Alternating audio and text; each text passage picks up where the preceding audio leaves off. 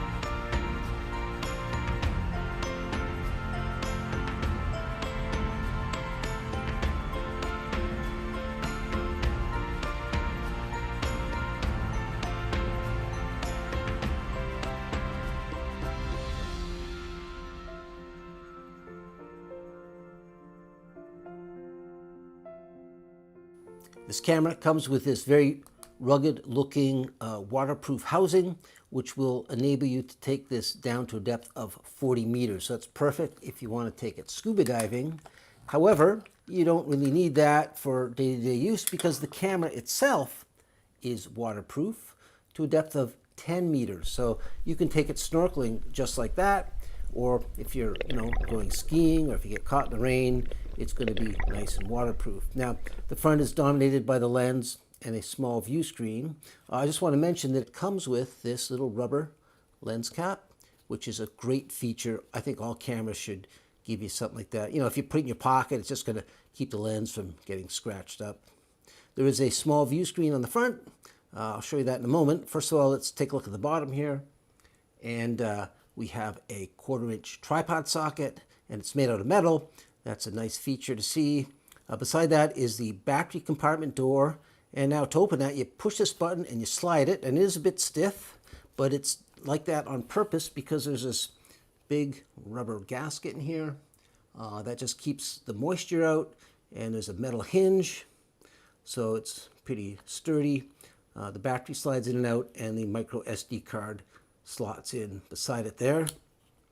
On this far side, we have another little door. I won't open this one, but behind, it's the same as this. You have to push the button and slide it. But behind there is a micro USB port for charging and an HDMI port for outputting the video. Above that, we have a little speaker, and it's, of course, waterproof. On the top of the camera, we have 2 buttons here. M for mode, and beside it is the shutter release, and a tiny little microphone between the two. And on the far side is our power button. Just push that for a second, and the screen comes on.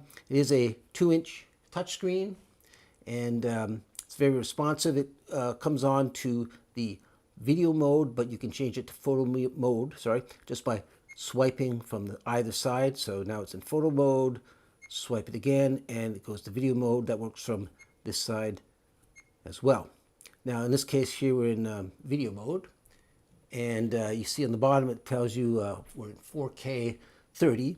But if you want to go in and make changes, just hit this gear icon, and there's all kinds of changes. For instance, video resolution, 4K 30, but I can swipe it down to 2.7, 1080, 720. So you just find the one you want, select it, and it's all set to go. A lot of other changes you can make on this little camera. You can turn the audio on or off. There's a EV for exposure setting, electronic image stabilizer. You can do loop recording. There's a time-lapse feature on here. You can do fast motion and slow motion, wind noise reduction, put a date stamp on there. Then there's a sub-menu. If you hit this again, it goes down, and there's other things you can change, like the power frequency, turn the sounds on or off. This is a nice one, microphone. You can set it for the built-in mic, or you can plug in an external microphone. That's a really nice feature to have. You can set the white balance. There's special effects. There's a distortion calibration. There's a diving mode for taking it scuba diving. Set the date and the time. Screensaver, auto power off, language, and of course formatting the card. So lots of settings you can do. And in the photo mode here, similar settings, but slightly different, because photo mode you would be changing the photo resolution. And there's things like you can set the ISO, there's a burst photo mode, time-lapse. You can do long exposures, self-timer, things like that. There's also a playback button. If you hit that one down here, it will load the video or the photos, and then you can hit the button, play them back. And let's go back to the main menu here. And as I mentioned before, oops, there we go, back to the main menu. There is a screen on the front, so it's great for doing selfies and things like that. And you just get that by hitting this M button. Hold it for a second, the back screen goes off, and the front screen comes on. So it's hard to see, but there's a shot of me down in the corner there.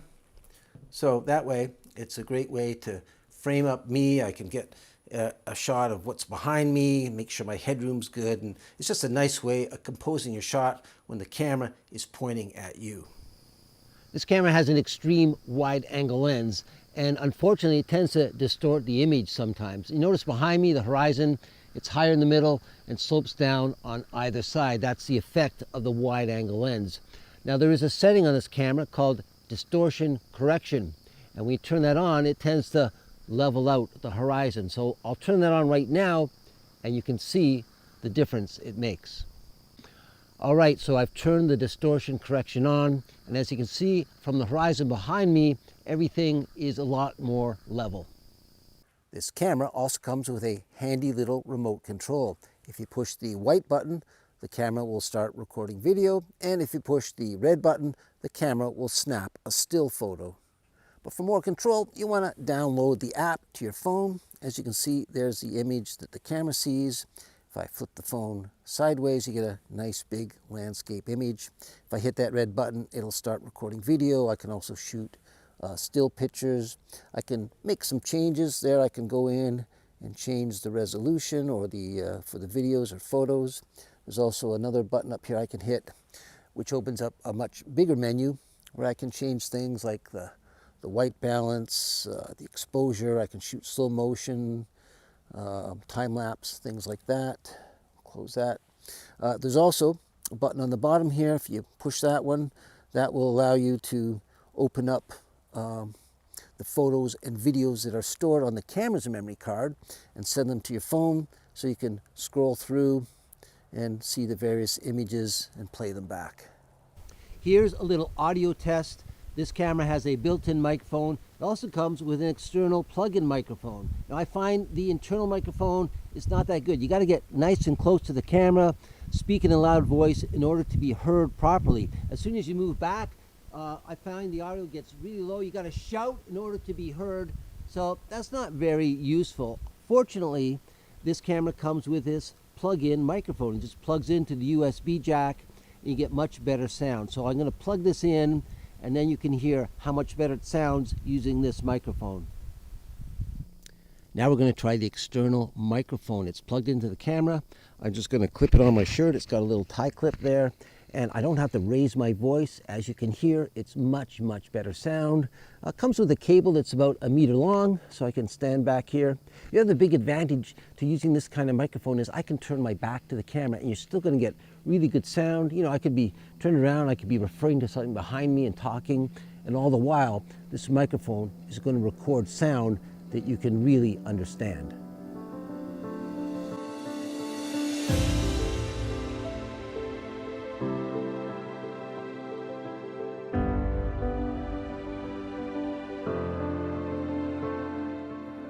This camera does a really good job recording time-lapse sequences.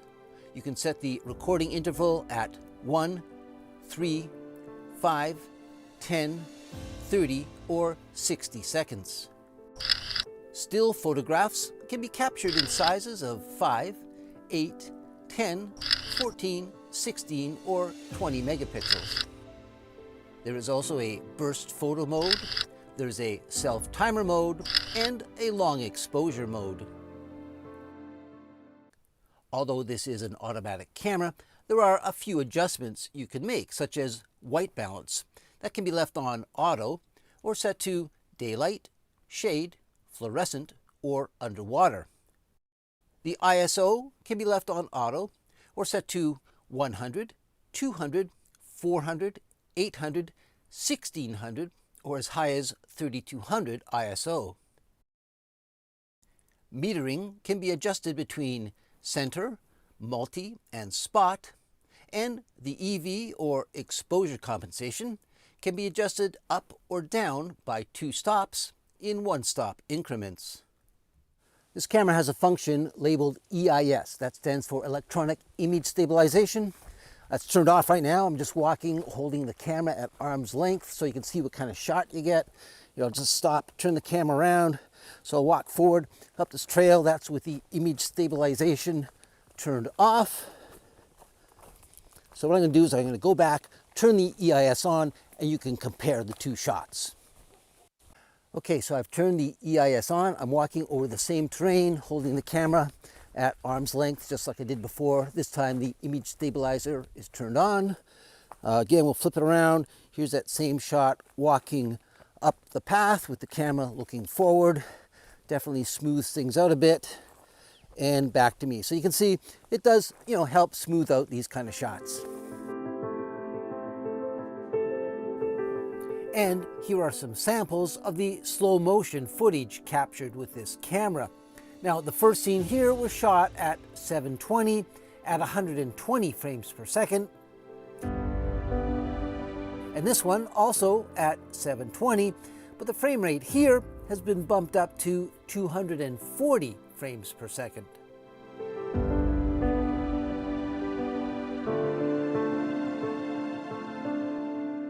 Shooting at 1080, this is what 60 frames per second looks like. And this is also a 1080 scene, but we're shooting here at 120 frames per second. And finally, here is a 4K scene shot at 60 frames per second. Well, in conclusion, I'm pretty impressed with the Wolfang GA420. I mean, considering its low price point, it has a lot of unique features, the dual view screens, the fact that it's waterproof, the fact you can plug in an external microphone. Those are all great reasons to buy this camera. And as far as the video quality, well, it's definitely not a GoPro beater. I mean, a GoPro is going to cost you 3 or 4 times as much as this camera, and you're going to get a lot more features and quality. But considering the price of this, it shoots really good video, and most of your video is going to look pretty darn good.